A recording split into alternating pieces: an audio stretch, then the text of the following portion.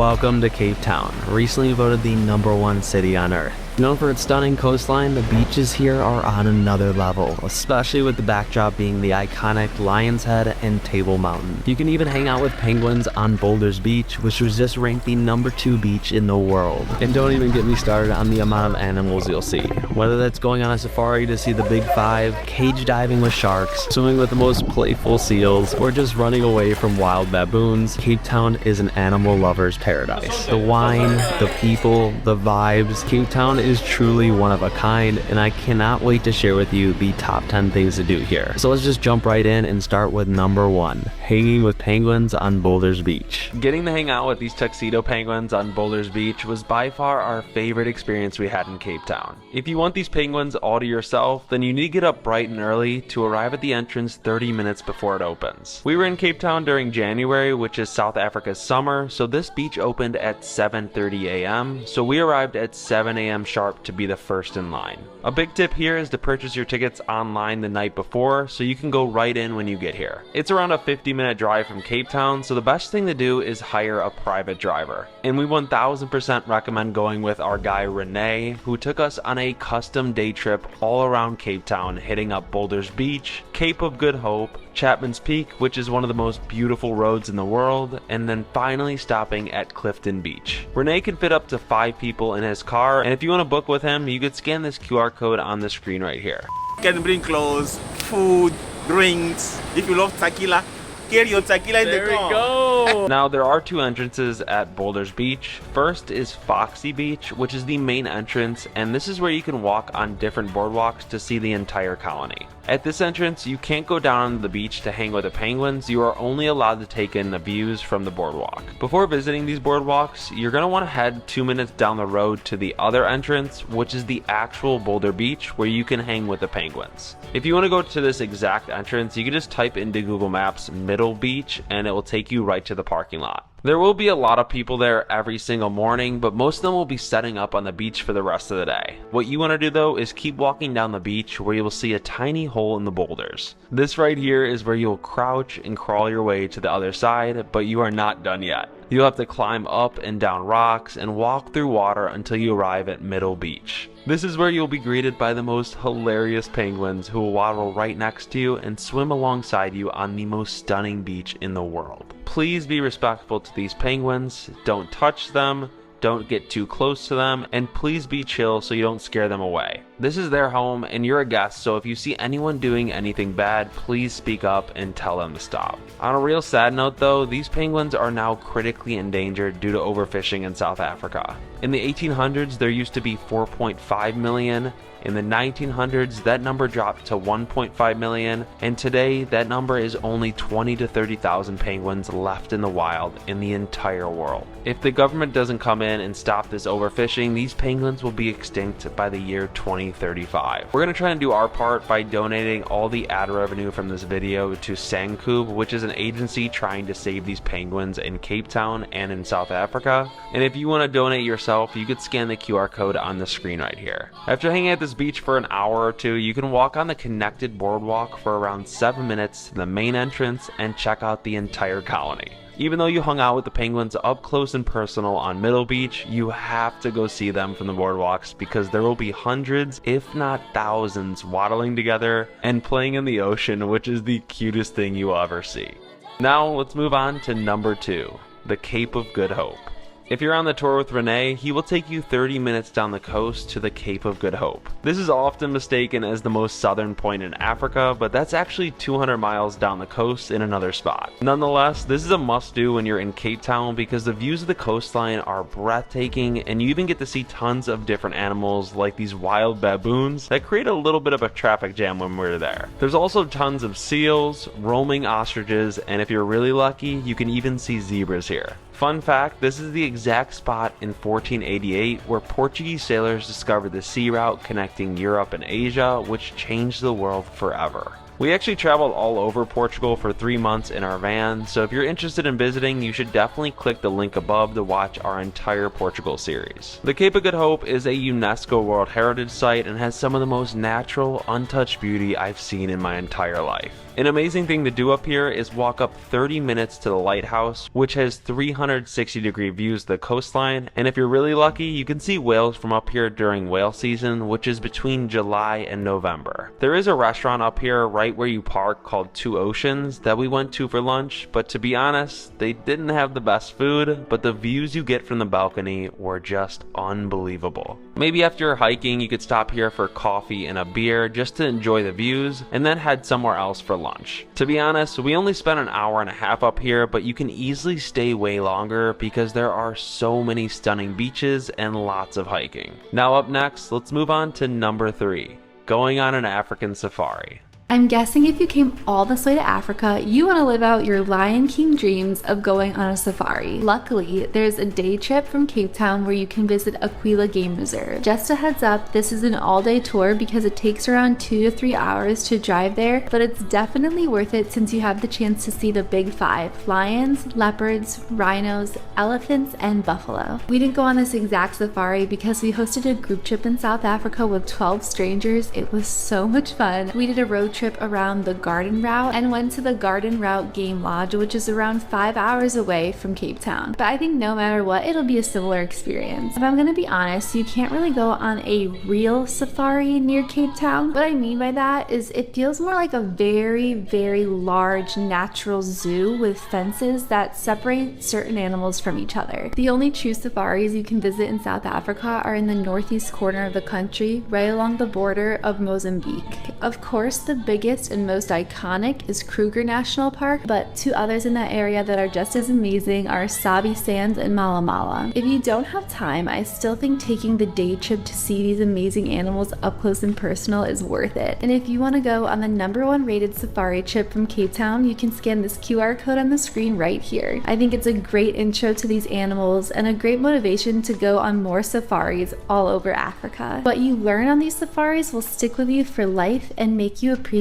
the world even more. Now let's move on to number 4, snorkeling with seals. There's one thing in Cape Town that I think everyone should do, and that is snorkel with seals. Like Anna said before, we went on a Garden Route road trip, so we ended up snorkeling in Plettenberg Bay, which is around 6 hours away from Cape Town, but the experience will be pretty much the same here. I actually think the ocean safari could be a better experience because you spend 4 hours zooming around the coast, taking in the views, exploring hidden caves and shipwrecks, and of course, swimming with the most playful animals in the world. And if you want to go on this adventure with the #1 tour company in Hout Bay, you could scan the QR code on the screen right here. Just a heads up though, the water around Cape Town is cold year-round, but they will give you a thick wetsuit so you won't be too freezing. From this tour, you will leave from Hout Bay, which is one of the most beautiful spots in all of Cape Town. Right off the coast from here is Diker Island, which has thousands of wild Cape fur seals that will swim with you inside a kelp forest. I'm not kidding you, the way these animals swim up close to you and play around will go down as one of the most fun experiences I have done in my life. Now let's move on to number 5, hiking Lion's Head or Kloof Corner.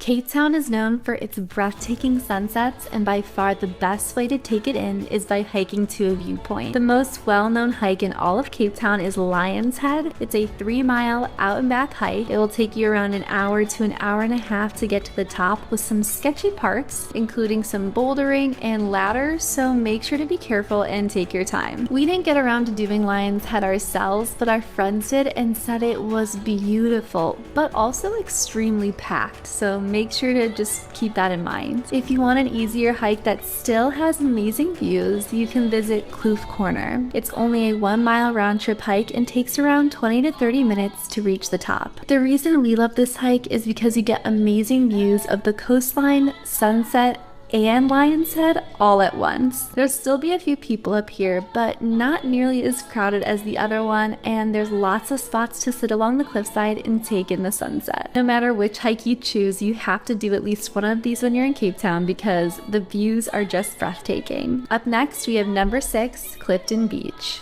During our time in Cape Town, we visited a couple different beaches, including Camps Bay. This is by far the most popular beach, but it was way too crowded. I will say, if you're looking for lively areas with tons of restaurants, shopping, and bars, Camps Bay is the way to go. But for a more quiet day, our favorite we went to was called Clifton Beach. It's actually 4 beaches that are separated by granite boulders. What I loved most about this beach is that it's sheltered from the wind. It has stunning blue water, white soft sand, and massive boulders scattered all around. Not to mention, Clifton is one of Cape Town's most luxurious suburbs, so you have many impressive properties on the cliffs above you and the massive Lion's Head Mountain as your backdrop. We were dropped off at Clifton's 4th beach and had an amazing time. It gets crowded here too, but it didn't bother us as much because there's so much more room to find your spot as you walk down the beach. Also, parking can be really tough here, so it may be your best bet to get dropped off by an Uber. Another beach that's consistently voted #1 in Cape Town is called Llandudno, and it's only 20 minutes down the coast. Now let's move on to number 7, taking the cable car up to Table Mountain.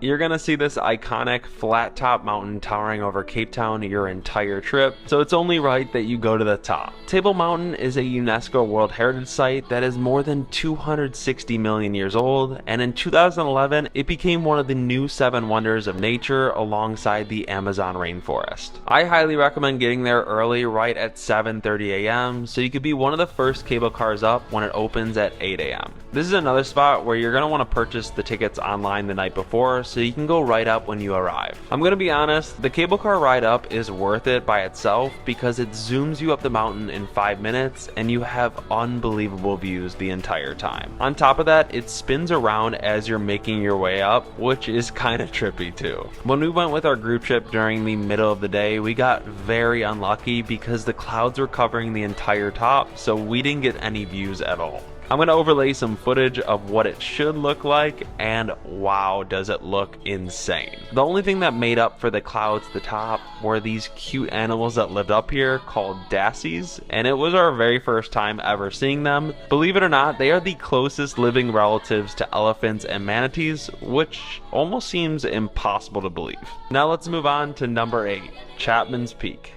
Voted one of the most beautiful roads in the world, Chapman's Peak is a 9-kilometer or 5.5-mile road on the side of a cliff. The whole time you get unbelievable views of the Atlantic Ocean, stunning white sand beaches, and Hoot Bay. It was so cool seeing all the bikers whizzing down this narrow road. You can stop at many different viewpoints. If you're heading to Chapman's Peak, there is an amazing place to get food only 10 minutes away called Nordhoek Farm Village, where they have so many different restaurants, markets, and of course, good vibes. Remember that driver Renee that took us all around Cape Town for the day? Well, he showed us this spot and we were so happy he did because the food was delicious. Up next, we have number 9, shark cage diving. One of the most wild experiences you could do in Cape Town is go cage diving with sharks. This is one of the experiences we did with our group of 12 on our group trip, and I am going to be honest, people had mixed reviews about it. Just like the safari, to get to the sharks, you will have to drive 2 to 3 hours to a place called Hermanus, and if you want to go with the #1 tour company that does this day trip out of Cape Town, you can scan the QR code on the screen right here. After some quick briefing, you will head to the boats and cruise around 20 minutes to the shark hotspot. You'll get your gear on and climb into this thin cage while the team members are baiting the sharks closer and closer to you. The reason some people didn't like it was because the cage was thin and it could feel a little claustrophobic, and it was hard to stay underwater if you can't hold yourself down. I'm guessing that's why I ended up liking it so much, because I could hold my breath underwater and hold myself down, so I had a great chance to see so many sharks. I had no idea this was going to happen, but we also got to see these massive stingrays going after the bait and tons of seals swimming around. I feel like when I dreamed of going shark diving in South Africa, I always thought it was going to be with great white sharks, and sadly, it's super rare now to see them because 2 orcas went on a killing spree and killed so many great white sharks, which I thought was wild because I had no idea orcas could kill great whites so easily. Nonetheless, you will see all sorts of different sharks, and they're still quite big, so your heart will be pumping the entire time. Just a heads up for those of you that get boat sick, some people in our group threw up, so maybe try to take some medicine before coming out. Now let's move on to number 10.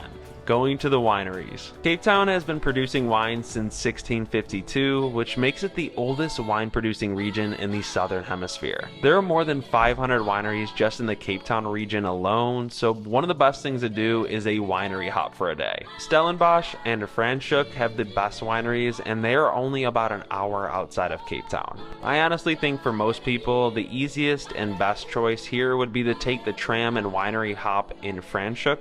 You can scan the QR code on the screen right here where a driver will bring you to the tram and provide you with the tickets. Just an FYI, this doesn't include the fees to visit each winery, but I think it's the most unique way to experience this region. There are 5 different tram routes to choose from that will take you to different wineries, and I've heard the very best routes are navy, red, and the orange lines. Sadly, the orange line is closed right now due to construction, but I bet it will open soon, so just look for updates online. And for those of you watching that have been in this region, please leave your comment down below of what your favorite tram route was and also what your favorite wineries are in Cape Town. Like I said, even if you buy the tram ticket, you're still going to need to pay for the winery fees, which can vary from $3 all the way up to $14, which isn't too bad. Just please pace yourself because we've been on many wine tours around the world and have seen a lot of drunk people. May the odds ever be in your favor, my friends.